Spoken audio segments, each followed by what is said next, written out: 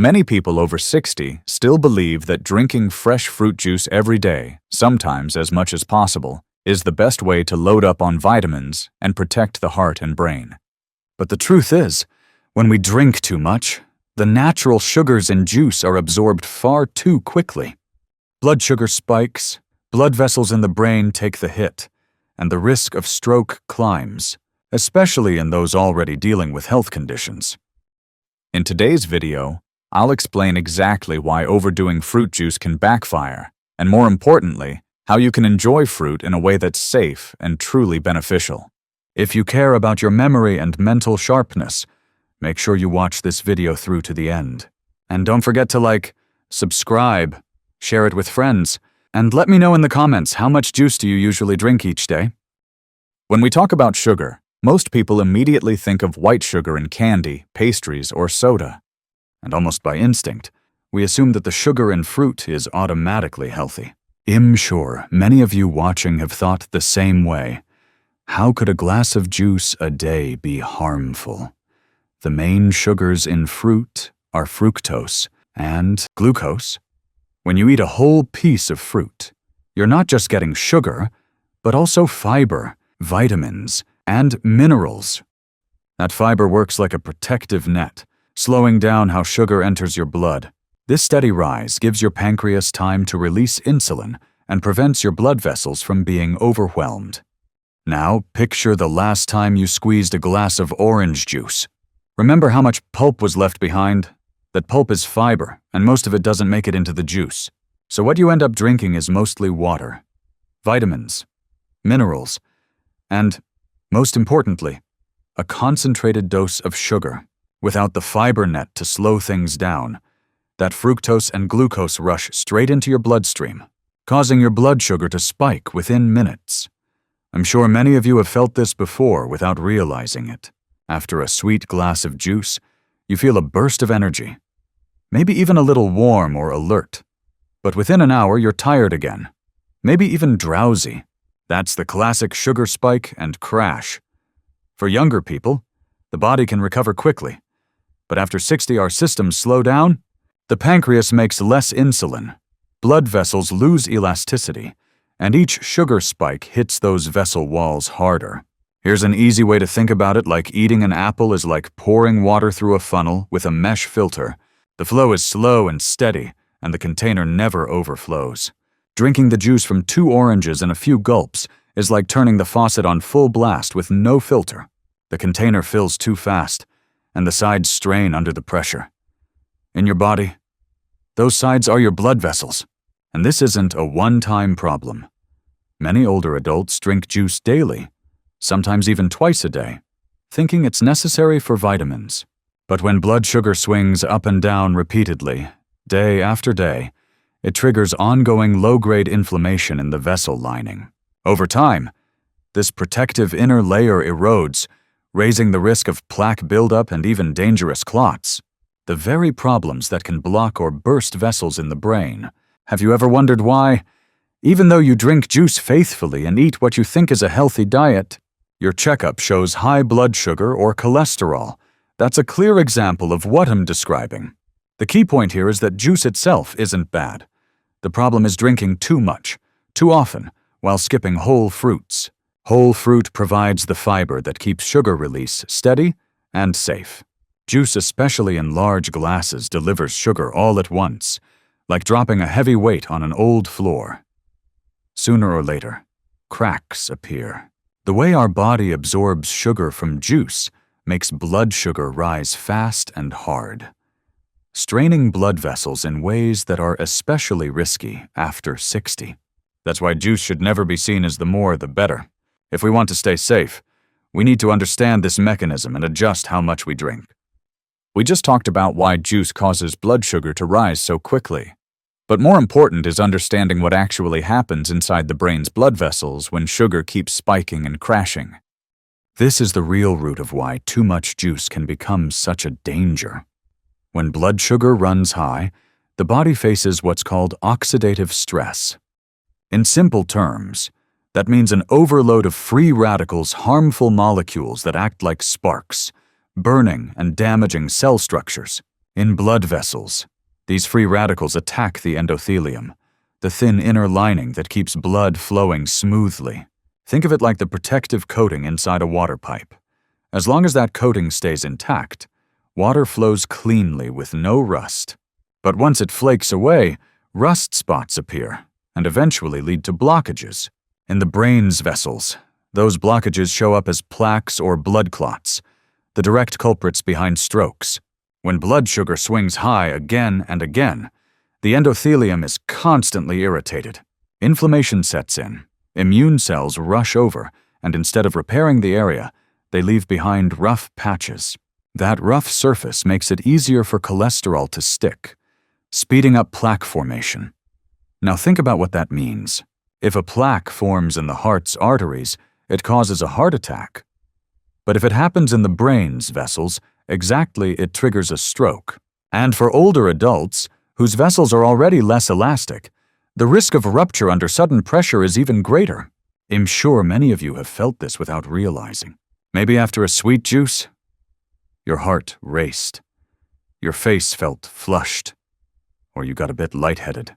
That's your body struggling with a sugar surge, while your brain's vessels are under strain at the very same moment. Here's the tricky part. Damage in the brain's blood vessels often happens silently. No pain, no warning. People only notice once a stroke strikes sudden weakness on one side of the body or slurred speech. That's why we cannot afford to be complacent. Medical research over the past decade has shown that people with wide swings in blood sugar, even those not diagnosed with diabetes, face a much higher risk of stroke compared to those with stable levels. That makes controlling sugar in our diet, including fruit juice, absolutely critical. So let me pause and ask, do any of you replace your light breakfast with a daily glass of juice? If so, share in the comments whether it's orange, grape, or apple so we can take a high blood sugar count on a lab test.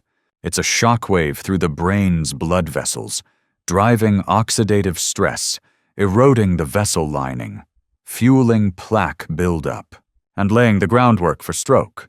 And the unsettling truth is that all of this can unfold silently, fueled by what seems like a harmless habit, drinking juice every day. When we talk about the harms of juice, many people think, I don't have diabetes, so I should be fine. That's exactly the kind of thinking that makes some overlook the real danger.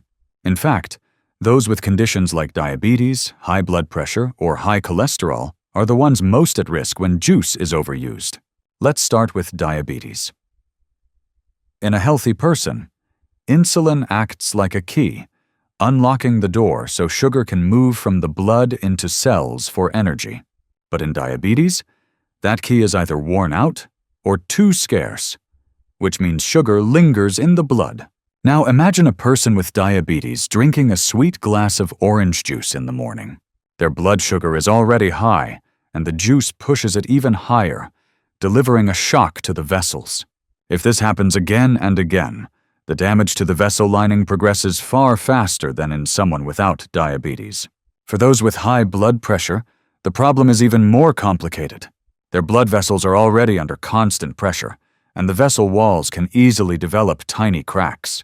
When blood sugar spikes after a glass of juice, free radicals flood in, stirring up inflammation in that fragile lining. A vessel wall that's already weak gets hit with another insult, and the risk of a brain vessel bursting multiplies. It's like a water pipe that's already under heavy pressure suddenly being splashed with corrosive acid. It's only a matter of time before something gives way. Now consider those with high cholesterol, specifically high LDL, the so-called bad cholesterol. Sweet juice becomes the perfect catalyst for trouble. Once the vessel lining is damaged, LDL sticks easily, forming plaque. Fluctuating blood sugar speeds up a process called glycation, which makes LDL particles stickier, fastening themselves more tightly to the vessel wall. The result is plaque that grows faster and thicker, narrowing the blood vessels and restricting blood flow to the brain. A stroke could be triggered by something as simple as physical exertion or a sudden overnight rise in blood pressure. I know many of you watching fall into one of these groups, and maybe some of you have had the experience of going to your regular checkup, only to hear the doctor say, You need to cut back on sweets, while still believing that fruit juice doesn't count. The truth is, that very assumption speeds up disease progression and raises your stroke risk. Has anyone here noticed their blood sugar or cholesterol creeping up even while thinking you were eating healthy with lots of fruit juice? If so, please share in the comments. Your story could be the wake-up call someone else needs. The damage from juice in people with underlying conditions doesn't come from 1 or 2 glasses. It comes from the habit, repeated for months or years. It's like drops of water falling on a stone. You won't see anything after a day, but over years, even stone will wear down. In your body, that wear and tear shows up as irreversible damage to the brain's blood vessels. So what does this mean? It means that if you have diabetes, high blood pressure, or high cholesterol, cutting back on sweet juice isn't optional. It's essential. You can still eat whole fruit, because the fiber helps keep sugar under control. But large, frequent glasses of juice should be avoided. Put simply, for a healthy person, juice can be harmful if overused.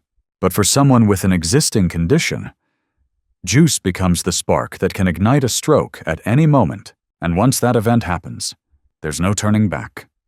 Many people still ask, if juice comes from fruit, why wouldn't it be just as good as eating the whole fruit? First, it seems illogical after all. An orange is an orange, a pear is a pear. But once you press it into juice, the story changes. Let's break down why. The biggest difference is fiber.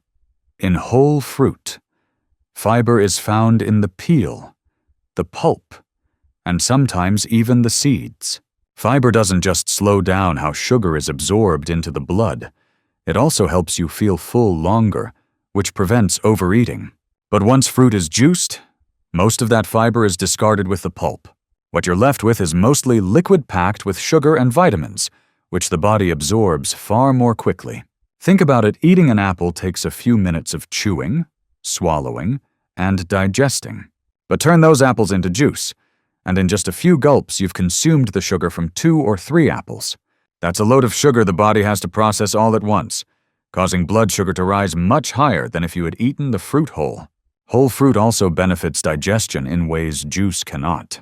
Soluble fiber in fruit acts as food for the good bacteria in your gut, supporting a healthier microbiome and improving nutrient absorption.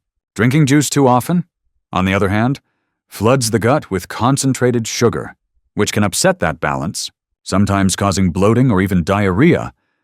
There's another subtle but important point. When you eat fruit whole, nutrients like vitamin C, polyphenols, and anthocyanins work together with the fiber. That natural teamwork helps your body absorb and use nutrients more steadily. With juice, you lose that balance. Instead, your body is forced to handle a big wave of free sugar, which puts added stress on both the liver and the blood vessels. Let me ask you, in a typical week, how many times do you eat whole fruit? And how many times do you reach for juice instead? Drop your answers in the comments.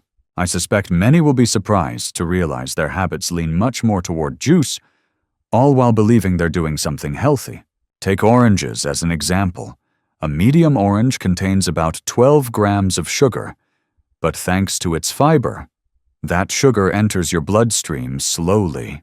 Drink a glass of orange juice made from 3 oranges, and that's 36 grams of sugar in just a few minutes, nearly as much as a can of soda. That's exactly why doctors so often recommend eating the fruit rather than drinking the juice. For older adults, this difference matters even more. After 60, the body simply can't regulate blood sugar as flexibly as it once could. Each sudden spike adds to the wear and tear on the brain's blood vessels. Choosing whole fruit over juice isn't just a matter of diet preference. It's a genuine way to lower stroke risk. Of course, eating whole fruit isn't always convenient. Sometimes chewing is difficult, or digestion isn't as strong. In those cases, juice can still be an option, but in small amounts, ideally diluted with water, or paired with a little extra fiber, like a spoonful of oats. The key takeaway is this: juice isn't inherently bad. But when compared directly, whole fruit is much safer and far more beneficial. The advantage lies in the fiber. the slower digestion, and the balanced way your body receives nutrients. After going through how sugar in juice works, its effects on the brain's blood vessels, the special risks for people with health conditions, and the difference between juice and whole fruit, I'm sure many of you are now wondering, so should I cut juice out completely? The answer is not necessarily. What matters is knowing how to use it wisely. The first thing to remember is portion size. For adults over 60, a reasonable amount is about 100 to 150 milliliters, roughly half a small glass, and not every day. 2 to 3 times a week is safer than making it a daily habit. That way, you can still enjoy the vitamins juice provides without sending your blood sugar on a roller coaster. Next comes timing. Many people drink juice on an empty stomach, thinking it helps with absorption. But that's when sugar hits the bloodstream the fastest, causing sharp spikes. A safer time is after a meal or snack, when food in the stomach slows down sugar absorption. Let me ask you, when do you usually drink juice first thing in the morning, after lunch? Or later in the evening? Share your routine in the comments so we can see which habits are healthier. Here's a small trick I often recommend: dilute juice with water. For example, if you squeeze 1 orange, instead of drinking it straight, add half a glass of water. It still tastes refreshing but lowers the sugar load in every sip. You can also mix juice with low-sugar vegetables like cucumber or celery to balance nutrition. Another thing to keep in mind is the type of fruit. Some are naturally high in sugar like grapes, ripe mangoes, and pineapple, and they can make blood sugar rise quickly. If you choose to drink juice, go for lower sugar fruits such as grapefruit, green apples, strawberries, or tart oranges. They still provide vitamins but are gentler on your blood sugar. And one simple but important rule is don't add sugar or condensed milk. This habit is common, especially at juice stands. Fruit already has natural sugar. Adding refined sugar doubles the strain on your blood vessels. So if you order juice outside, make sure to say no sugar for your own protection.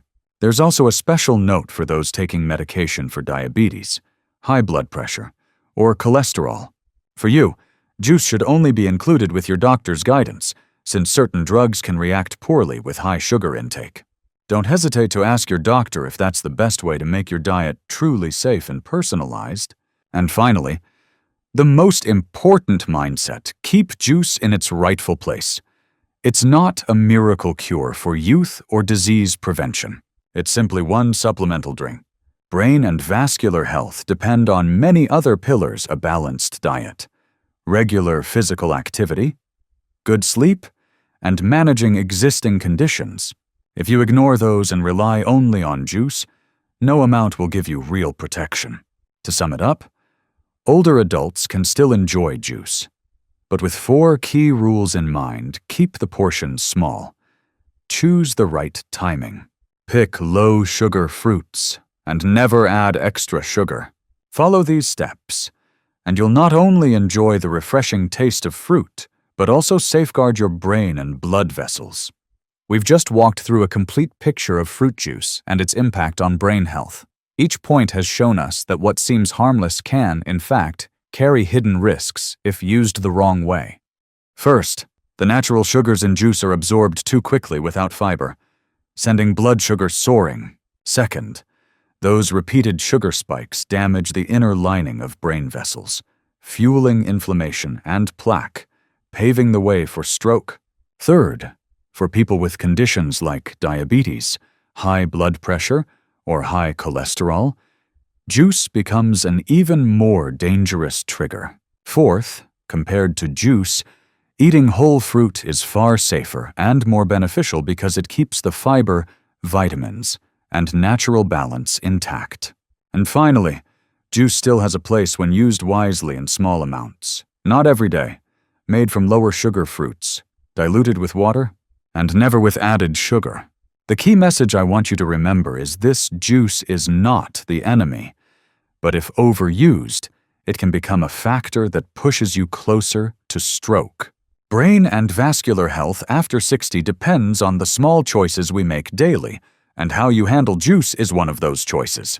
If you found today's video helpful, please give it a like, subscribe to the channel, and share it with your friends and loved ones so we can all protect ourselves from stroke through simple habits. And I'd love to hear from you. What kind of juice do you usually drink? And after this video, are you ready to adjust your habits to protect your memory and blood vessels?